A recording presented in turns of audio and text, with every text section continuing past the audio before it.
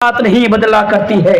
سرکار بدلنے سے آپ کے حالات نہیں بدلے گی, کیونکہ نبی نے بیان فرمایا سلط اللہ علیکم ذلم, کہ جب اللہ تبارک و تعالیٰ تمہارے اوپر ذلت کو مسلط کرے گا تو لا ینزعہ, اس وقت تک یہ ذلت ہٹے گی نہیں جب تک حتی ترجعوا الی دینکم, جب تک تم دین کی طرف پلٹ کر نہیں آؤ گے, جب تک تم دین کی طرف پھیر کر نہیں آؤ گے. اس حدیث سے یہ پتا چلا, اس حدیث سے ہمیں اور آپ کو یہ معلوم ہوا کہ اگر ہم اپنی حالات کو سدھارنا چاہتے ہیں, اگر ہم اپنی حالات کو بدلنا چاہتے ہیں, اگر عزت کی زندگی گزارنا چاہتے ہیں, تو اس کے لیے اول شرط ہے کہ ہمیں اور آپ کو گناہوں سے بچنا پڑے گا, اپنے دامن کو گناہوں سے صاف رکھنا پڑے گا, صاف کرنا پڑے گا, تب جا کر یہ حالات بدلے گی, ورنہ یہ حالات نہیں بدلے گی میرے پیارے ساتھیوں. لیکن ہاں, اب گناہوں سے بچے تو کیسے بچے؟ مولانا صاحب بچے تو کیسے بچے؟ جلسے ہوتے ہیں, مولوی لوگ آتے ہیں, گلا پار پار کر 2 گھنٹہ 1 گھنٹہ 1.5 گھنٹہ تقریر کرتے ہیں, جمعے کی نماز پڑھنے کے لیے جاتے ہیں, امام صاحب کی زبان سے جمعے کا خطبہ سنتے ہیں, وہاں پر بھی قرآن اور حدیث کی باتیں ہوتی ہے. مولانا صاحب ہم اور آپ قرآن اور حدیث کی باتیں تو سنتے ہیں, لیکن کیا کریں, گناہوں سے نہیں بچ پاتے. ہاں, یہ بڑا خطرناک مسئلہ ہے, بڑا خطرناک مسئلہ ہے. آئیے ایک چیز میں بتا کر جا رہا ہوں. یہاں پر جتنے بھی لوگ موجود ہیں, سنیے, جتنے بھی لوگ یہاں پر موجود ہیں, اگر آپ نا اس چیز کو فالو کر لیں گے, کیا چیز, کہ ہمیں حالات کو بدلنے کے لیے گناہوں سے بچنا ہے, اور گناہوں سے بچنے کے لیے اول شرط یہ ہے کہ ہمارے اندر نا تقوی پیدا کرنا ہوگا, ہمارے اندر نا اللہ کا ڈر پیدا کرنا ہوگا. ایسا کیوں بول رہا ہوں, یہ بھی بول کے جا رہا ہوں, سن لیجئے گا, اس بات کو بھی نا اپنے ذہن میں نوٹ کر لیجئے. ایک انسان, اگر میں آپ سے کہہ کر جا رہا ہوں, اگر آپ صبح شام 24 گھنٹہ مولوی تنویر, مولوی جرجیس, مولانا عبدالغفار سلفی, مولانا ابوالکلام سلفی, جتنے بھی مقرر ہیں, اگر تمام مقرروں کی تقاریر اگر آپ صبح شام اگر سنتے رہیں گے نا, ہمیشہ 24 آور اگر آپ سنتے رہیں گے نا, پھر بھی آپ کے اندر تبدیلی نہیں آئیں گی, اگر آپ کے اندر تقوی نہیں ہوگا, اگر آپ کے اندر اللہ کا ڈر نہیں ہوگا. تو اس لیے ضروری ہے کہ انسان گناہوں سے بچنے کے لیے سب سے پہلے اپنے اندر اللہ کا ڈر پیدا کر لے. اور یہی بات ہے, اللہ تبارک و تعالیٰ بھی جانتا ہے کہ جب میرے بندے کے اندر میرا ڈر نہیں ہوگا تو وہ گناہوں سے نہیں بچ پائے گا, اور جب گناہوں سے نہیں بچ پائے گا تو ان کے حالات بھی نہیں بدلے گی. اس لیے اللہ تبارک و تعالیٰ بار بار, ایک جگہ 2 جگہ نہیں, قرآن کریم کے اندر بہت سارے مقامات پر اور بہت ساری جگہوں پر اللہ تبارک و تعالیٰ نے یہ بیان فرمایا. مومنوں سے کہا, کیا کہا, کہ اے مومنوں سنو, اے لوگوں, رب کا فرمان آ گیا, رب کا اعلان ہو گیا. اے لوگوں, رب کا میسج آپ کے پاس آ گیا. اللہ کہتا ہے یا ایھا الذین آمنوا اتقوا اللہ, یہاں پر مومنوں کو خاص کیا گیا, یہاں پر ان لوگوں کو خاص کر دیا گیا جو اللہ پر اور قیامت کے دن پر ایمان رکھتا ہے, جو جنت اور جہنم کے اوپر ایمان رکھتا ہے. یعنی اللہ نے یہاں پر مومنوں کو خاص کرتے ہوئے اعلان کر دیا, آسمان کے نیچے اس دھرتی کے اوپر رہنے والے اور لوگوں جو میرے اوپر اور قیامت کے دن پر ایمان رکھتے ہو, سنو, میرا میسج یہ ہے کہ تم اپنے اندر میرا ڈر پیدا کر لو, تم اپنے اندر میرا خوف پیدا کر لو. یہاں پر تو صرف مومنوں کو بتایا گیا, لیکن دوسری جگہ پر بھی ذرا دیکھیے, اللہ تبارک و تعالی دوسری جگہ پر بیان فرماتا ہے یا ایھا الناس اتقوا ربکم. اللہ تبارک و تعالی جانتا ہے کہ جب بندے کے اندر میرا ڈر پیدا ہو جائے گا تو وہ ظلم کرنے سے ڈر جائے گا, گناہ کرنے سے ڈر جائے گا, غلط کام کرنے سے ڈر جائے گا. اس لیے اللہ نے یہاں پر تمام کے تمام لوگوں کو شامل کر لیا, مسلمانوں کو بھی شامل کر لیا, ہندوؤں کو بھی شامل کر لیا, سکھوں کو بھی شامل کر لیا. یعنی اس دنیا کے اندر چاہے وہ کسی بھی دھرم کے ماننے والا کیوں نہ ہو, چاہے وہ کسی بھی کمیونٹی کے ماننے والا کیوں نہ ہو, بلکہ اللہ نے تمام کے تمام ان لوگوں کو شامل کر لیا. ہمارے مودی چاچا کو بھی اور یوگی چاچا کو بھی شامل کیا اور کہا ڈرو مجھ سے، ظلم کرنے سے باز آ جاؤ، اور نہ پھر ایک دن ہے جس دن فیصلہ ہوگا پھر تمہیں ڈالا جائے گا۔ میرے پیارے ساتھیو، سب کو شامل کر لیا اور کہا یا ایھا الناس اتقوا ربکم، کہ لوگو ڈرو کس سے؟ اس رب سے جس رب نے تم کو پیدا کیا، اس رب سے جو رب تمہارا پالنہار ہے۔ اللہ نے یہاں پر بھی کہا۔ اب آئیے حدیث کے اوپر بھی آپ کو لے کر آتا ہوں۔ اللہ نے تو قرآن، بس میں نے تو بس 2 آیت آپ کے سامنے پڑھی، ایسے تو سینکڑوں آیتیں ہیں قرآن کریم کے اندر کہ جس کے ذریعے سے اللہ نے تمام لوگوں کو یہ میسج دیا کہ بس اپنے اندر میرا ڈر پیدا کر لو، تم کامیاب ہو جاؤ گے، تم گناہوں سے بچ جاؤ گے۔ اب حدیث کے اوپر بھی آئیے، حدیث کے اندر بھی نبی اکرم جناب محمد رسول اللہ، ایک ساتھ پڑھیے صلی اللہ علیہ وسلم، صلی اللہ علیہ وسلم بھی حدیث کے اندر بیان فرماتے۔ آئیے ذرا حدیث پر غور کرتے ہیں۔ حجۃ الوداع کے موقع پر ذرا دیکھیے، حجۃ الوداع کے موقع پر جس طرح آپ لوگ میرے سامنے موجود ہیں، حجۃ الوداع کے موقع پر اللہ کے پیارے رسول جناب محمد رسول اللہ صلی اللہ علیہ وسلم اپنی اونٹنی کے اوپر بیٹھی ہوئی ہیں، اپنی سواری کے اوپر بیٹھے ہوئے ہیں، اور نبی کے سامنے ایک صحیح روایت کے مطابق 1,00,000 صحابہ کرام کا مجمع ہے، اور دوسری روایت کے مطابق 1,25,000 صحابہ کا مجمع ہے۔ سنیے، نبی اپنی اونٹنی پر سوار، نبی اپنی سواری پر سوار، نبی کے سامنے 1,00,000 یا پھر 1,25,000 صحابہ کا مجمع۔ اللہ کے نبی فرماتے ہیں کہ اے میرے سننے والوں، اے میرے صحابہ، اے مسلمانوں، الا تسمعون، کیا تم لوگ مجھے سن رہے ہو، یا پھر کیا تم لوگوں تک میری آواز پہنچ رہی ہے؟ پھر نبی نے 1 مرتبہ نہیں، 2 مرتبہ نہیں، 3 مرتبہ بیان فرمایا کہ اے لوگوں یاد رکھو، الا لعلکم لا ترون بعد عامکم ھذا، الا لعلکم لا ترون بعد عامکم ھذا، الا لعلکم لا ترون بعد عامکم ھذا۔ یعنی اللہ کے پیارے رسول نے 3 مرتبہ یہ بیان فرمایا کہ اے میرے صحابہ غور سے سنو، اس لیے کہ ہو سکتا ہے کہ آئندہ سال تم لوگ مجھ سے میٹ نہ کر سکو، ہو سکتا ہے کہ آئندہ سال تم لوگ مجھ سے ملاقات نہ کر سکو۔ اس کا معنی کیا ہوا؟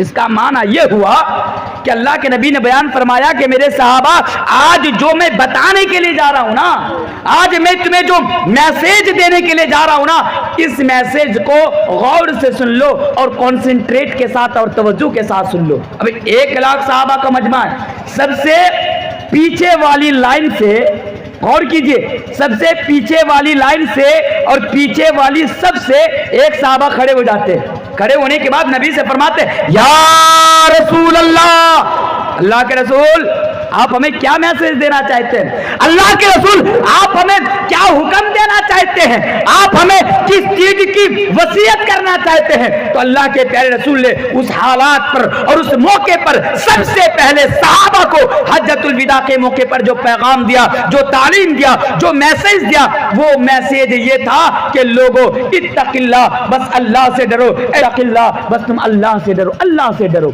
تو اس سے بھی پتا چلا کہ ہمارے نبی یہ بھی بیان فرماتے ہیں کہ اگر گناہوں سے بچنا ہے، کامیاب ہونا ہے نا، تو اللہ کا ڈر آپ اپنے اندر پیدا کر لیجئے۔ اور ایک جگہ پر اور ایک حدیث پڑھ دیتا ہوں، پھر میں بتاتا ہوں کہ اللہ کا ڈر پیدا ہونے سے ایک انسان کس طرح گناہوں سے بچ جاتا ہے۔ آئیے اس آیت پر بھی ذرا غور کیجئے۔ اے لوگوں، اللہ کے پیارے رسول جناب محمد رسول اللہ صلی اللہ علیہ وسلم بیان فرماتے اتق اللہ، اے میری امت کے لوگوں، اپنے اندر تقوی پیدا کر لو، اپنے اندر تمہارے رب کا ڈر پیدا کر لو۔ اب کیسے اور کہاں کہاں ڈرو؟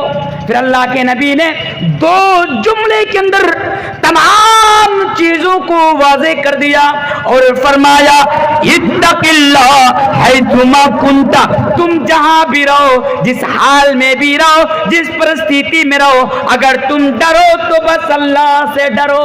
تم جہاں بھی رہو، جس حال میں رہو، جس پرستھتی میں رہو، اگر ڈرنا ہے تو بس تم اللہ سے ڈرتے رہا کرو۔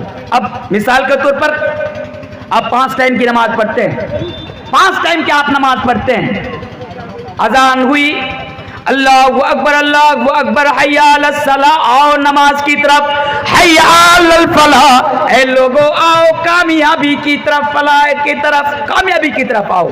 آپ نماز پڑھنے کے لیے چلے گئے مسجد میں، نماز پڑھ لیے، نماز پڑھنے کے بعد گھر میں آئے رات کے 12 بجے، حالانکہ دیکھیے آپ نے عشاء کی نماز بھی پڑھی، آپ نے دن میں 5 ٹائم کی نماز بھی پڑھی، اس کے باوجود بھی رات کے 12 بجے آپ کے ہاتھ میں یہ موبائل فون ہے، سب کے ہاتھ میں موبائل فون ہے کہ نہیں ہے؟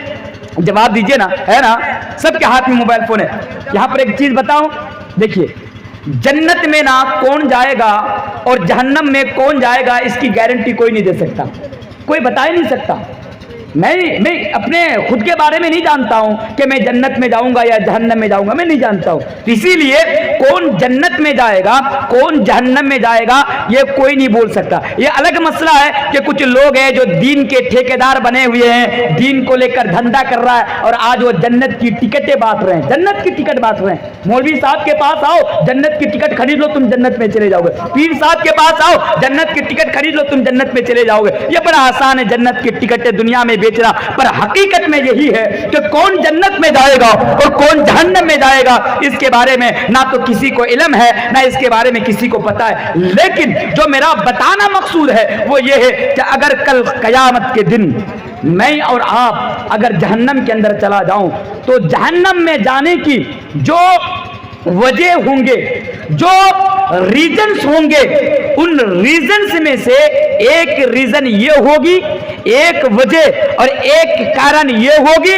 کہ اس موبائل فون کو غلط استعمال کرنے کی وجہ سے یا موبائل فون کو غلط جگہ پر یوز کرنے کی وجہ سے ہم جہنم کے اندر جائیں گے۔ آج تو سب کے پاس موبائل فون ہے، لیکن آپ بتائیے، اگر آپ بتائیے کہ آپ موبائل کو غلط جگہ پر استعمال نہیں کرتے، کیا آپ موبائل کے ذریعے سے گانا نہیں سنتے؟ صاحب دن میں اگر ہم اور آپ سنی لیونی کی ویڈیو نہ دیکھ لیں رات کو تو ہمیں نیند نہیں آتی ہے۔ ان لوگوں کی برہنہ ویڈیوز، ننگی ویڈیوز جب تک نہ دیکھ لیں ہمیں رات کو نیند نہیں آتی ہے۔ آج کتنے نوجوان ہیں کہ جب تک وہ سلمان خان کی، شاہ رخ خان کی فلم نہ دیکھ لیں رات کو نیند نہیں آتی ہے، کیونکہ سب کرتے ہیں، حالانکہ یہ تو گناہ ہے۔ لیکن جو میرا بتانا مقصود ہے وہ یہ ہے، اللہ کے نبی بیان فرماتے ہیں اتق اللہ، اللہ سے ڈرو حیثما کنتا، تم جہاں بھی رہو، جس حال میں رہو، جس پرستھتی میں رہو، اگر تم ڈرو تو بس اللہ سے ڈرو۔ یہاں پر نا ایک اور مسئلے کی وضاحت میں آپ کے سامنے کر دیتا ہوں، ایک مسئلے کی وضاحت نا اور کر دیتا ہوں میں آپ کے سامنے، اور وہ مسئلہ کیا ہے کہ آج جو حالات ہیں نا ہمیں ڈرانے کی کوشش کی جا رہی ہے، ہمیں ڈرانے کی کوشش کی رہے۔ سنیے میری بات کو، آج جو حالات ہے نا، آج جو پرستھتی ہے نا، مسلمانوں کو ڈرانے کی بات کہی جا رہی ہے، ہمیں ڈرانے کی بات کہی جا رہی ہے۔ پارلیمنٹ میں کھڑے ہو کر ایک صاحب ہے، میں نام نہیں لوں گا ورنہ آپ لوگ جان لیں گے کہ میں امت شاہ جی کی بات کر رہا ہوں، امت شاہ جی کی۔ وہ امت شاہ جس کو ٹیڑھی پار بھی کہا جاتا ہے، کیوں کہا جاتا ہے وہ بات کی بات ہے، لیکن اتنا یاد رکھیے گا صاحب پارلیمنٹ کے اندر بھاشن دے رہے تھے، آج بھی وہ بھاشن میرے موبائل میں ریکارڈ ہے، آج بھی وہ بھاشن میرے موبائل میں ہے۔ تو امت شاہ جی کہہ رہے تھے کہ بھارت کے مسلمانوں کو ہم سے ڈرنے کی ضرورت نہیں ہے۔ بات کو سنیے، اس میں لاجک ہے۔ وہ کہہ رہے ہیں ایک طرف تو وہ مسلمانوں کو، بھارت کے مسلمانوں کو ڈرا کر رکھنا چاہتے ہیں اور دوسری طرف پارلیمنٹ میں کھڑے ہو کر کہتے ہیں کہ مسلمانوں کو ہم سے ڈرنے کی ضرورت نہیں ہے، یعنی مسلمانوں کو ہمارے سرکار سے ڈرنے کی ضرورت نہیں ہے۔ لیکن میرے پیارے ساتھیوں، جب اس نے پارلیمنٹ میں کھڑے ہو کر یہ بات کہا کہ مسلمانوں کو ہم سے ڈرنے کی ضرورت نہیں ہے، میں نے فوراً ریئیکشن ویڈیو بنائی اور میں نے امت شاہ جی سے کہا کہ امت شاہ جی آپ پارلیمنٹ کے اندر یہ کہتے ہیں کہ مسلمانوں کو ہم سے نہیں ڈرنا چاہیے، ارے سنیے ہم آپ سے کیا آپ کے باپ سے بھی نہیں ڈرتے ہیں، کیونکہ ہم مسلمان ہیں، ایمان والے ہیں۔ اگر ڈرتے ہیں تو بس اوپر والے سے ڈرتے ہیں، اگر ڈرتے ہیں تو بس اللہ سے ڈرتے ہیں۔ اسی لیے نبی نے فرمایا اتق اللہ، اگر ڈرو بس اللہ سے ڈرو، حیثما کنتا، تم جہاں بھی رہو، جس دیش میں رہو، جس کنٹری میں رہو، جس حالات میں رہو، جس پرستھتی میں رہو، اگر ڈرنا ہے تو بس اللہ سے ڈرو۔ کس سے ڈریں گے؟ کس سے ڈریں گے؟ اللہ سے ڈریں گے۔ نہیں، ہمیں کسی سے ڈرنے کی ضرورت نہیں ہے۔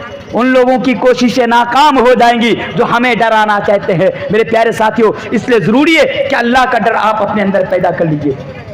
اس کے اوپر نا بہت دیر تک بات کی جا سکتی تھی، لیکن آج وہ حالات اور وہ ماحول نہیں ہے کہ آپ کے سامنے اس کے اوپر زیادہ بات کروں۔ پر اتنا یاد رکھیے کہ گناہ سے بچنے کے لیے اللہ کا ڈر اپنے اندر ہونا، اللہ کا ڈر اپنے اندر پیدا کرنا میرے پیارے ساتھیوں بہت ضروری ہے۔ آئیے اور ایک حدیث میں آپ کے سامنے پڑھ کر چلا جاتا ہوں۔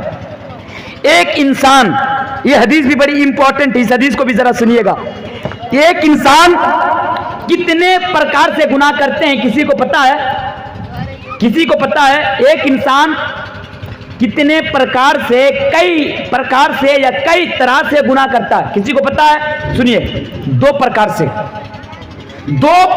سے اور دو طرح سے ایک انسان گناہ کرتا ہے۔ وہ کیسے؟ ایک ہوتا ہے ظاہری طور پر گناہ کرنا اور ایک ہوتا ہے باطنی طور پر گناہ کرنا۔ ظاہری طور پر گناہ کرنا مطلب اب رمضان کے مہینے میں ایک بندہ ہے چائے کی دکانوں پر بیٹھ کر وہ چائے پی رہا ہے۔ اب امام صاحب راستے سے گزر رہے، امام صاحب نے کہا کہ ارے نالائق، تجھے ڈر نہیں لگتا؟ تو سب کے سامنے چائے پی رہا ہے، تجھے شرم نہیں آتی؟ سب کے سامنے چائے پی رہا ہے رمضان کے مہینے میں، حالانکہ تمہاری اوپر روزہ رکھنا فرض ہے۔ اب وہ جواب دیتا ہے، جب اللہ سے نہیں ڈرنا تو لوگوں سے کیا ڈرنا؟ بہت سارے لوگ ہوتے ہیں کھلم کھلا برائی کرتے ہیں، کھلم کھلا وہ کرائم کرتے ہیں، غلط کام کرتے ہیں، ان سے پوچھو ایسا کیوں کرتے ہو؟ جواب آتا ہے جب اللہ سے نہیں ڈرنا تو لوگوں سے کیا ڈرنا؟ یہ ہوتا ہے ظاہری طور پر گناہ کرنا، اور ایک ہوتا ہے باطنی طور پر گناہ کرنا۔ باطنی طور پر گناہ کرنا مطلب اب مان لیجئے فار ایگزامپل، مثال کے طور پر آپ کے گاؤں میں ایک مولوی صاحب ہے یا ایک حاجی صاحب ہے۔ حاجی صاحب کی مثال لیجئے، آپ کے گاؤں میں ایک حاجی صاحب ہے۔ حاجی صاحب، یہ الگ مسئلہ ہے کہ بھائیوں کا اور بہنوں کا حق مار کر حج کر کے آیا ہو، یہ الگ بات ہے، لیکن حاجی صاحب بڑے نیک ہیں، بڑے متقی ہیں، حاجی صاحب بڑے پرہیزگار ہیں۔ اب حاجی صاحب کیا کرتے ہیں؟ دن میں 5 ٹائم کی نماز پڑھتے ہیں، لیکن حاجی صاحب کو بیڑی پینے کی عادت ہے، تمباکو کھانے کی، خینی کھانے کی عادت ہے۔ اچھا، آپ لوگ بیڑی پیتے کہ نہیں پیتے ہیں؟ بیڑی پیتے ہیں نا؟ زیادہ سے زیادہ بیڑی پیجئے، دن میں 28 بیڑی پیا کیجئے۔ جب تک 28 بیڑی نہیں پیئیں گے نا پھر آپ جنت میں نہیں جا سکتے۔ زیادہ سے زیادہ آپ لوگ بیڑی پیجئے۔ بتانے سے کیا فائدہ کہ بیڑی پینا اسلام میں حرام ہے، کیونکہ آپ تو ماننے والے نہیں ہیں۔ تو وہی حاجی صاحب جس کی مثال میں دے رہا تھا، اب وہی حاجی صاحب لوگوں کی نظر سے آڑ ہو کر، لوگوں کی نظر سے چھپ کر بیڑی پیتے ہیں یا پھر وہ تمباکو کھاتے ہیں۔ کیوں؟ کیونکہ اگر میں لوگوں کے سامنے کروں گا تو لوگوں کی نظر میں جو میرا مقام ہے، جو میری ویلو ہے، جو میری حیثیت ہے، وہ کم ہو جائے گی، وہ گھٹ جائے گی۔ اس لیے حاجی صاحب لوگوں کی نظر سے آر ہو کر گناہ کرتے ہیں۔ لیکن آئیے ان دونوں چیز کو سامنے رکھیے اور اس حدیث کو، ابن ماجہ کی اس حدیث کو آپ سامنے رکھیے۔ اے لوگوں، اللہ کے پیارے رسول جناب محمد رسول اللہ صلی اللہ علیہ وسلم بیان فرماتے ہیں، کل قیامت کے روز، ڈے آف ججمنٹ کو، یعنی یوم الحساب کے دن، یعنی جس دن آپ کا اور میرا حساب ہوگا، جس دن دنیا کے اندر ہر انسان کا حساب و کتاب ہوگا، اللہ کے نبی بیان فرماتے ہیں، او لوگوں، پھر میری امتوں میں سے بہت سارے ایسے لوگ ہوں گے جن کے نامہ اعمال میں بہت ساری نیکیاں ہوں گی۔ حدیث کا الفاظ ہے کہ تہامہ پہاڑ کے برابر نیکیاں ہوں گی۔ تہامہ کیا چھوڑ دیا جائے اسے، جو افراتفری کا ماحول ہے، بارش بھی آ رہی ہے بہت دور سے۔ جی میرے پیارے ساتھیوں، دل تو کرتا تھا کہ